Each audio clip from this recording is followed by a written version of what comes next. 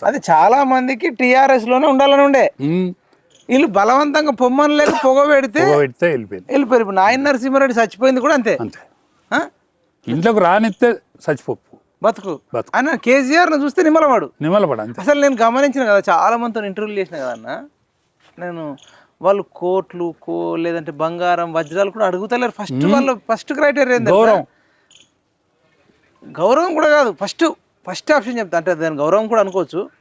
ఒక్కసారైనా కేసీఆర్ నేను చూడాలి, ఒక్కసారి కేసీఆర్ చేతులు పట్టుకోవాలి, మా మనసు నిండా దాని ఉంటే ఒక 5 నిమిషాలు మాట్లాడాలనేది తపన. దానికి అడ్డుకట్ట వేయడం వల్ల వీళ్ళ మనస్తాపం చెంది కొందరు చచ్చిపోయారు, కొందరు మీలాంటి వాళ్ళేమో కేసీఆర్ వెళ్ళిపోయి కేసీఆర్ ఓటమికి మీరు ప్రధానంగా పనిచేయడం మొదలుపెట్టారు.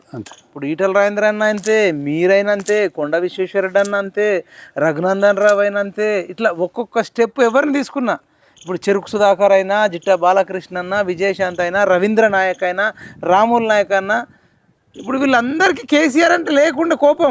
అసలే మాకు ఒక 2 నిమిషాలు టైం ఇస్తే మంచిగా ఇవాళ కూడా ప్రేమే ఉంటది. ఇప్పటికి కూడా ఒక 5 నిమిషాలు మాట్లాడిపిస్తే. ఇప్పుడు బొడిగ శోభక్క కూడా ఉండే, ఇవాళ కూడా ఇప్పుడు బొడిగ శోభక్క కూడా పొల్లిపోవాలని లేదు, బలవంతంగా తీసి అవతల పడేసి అంతే.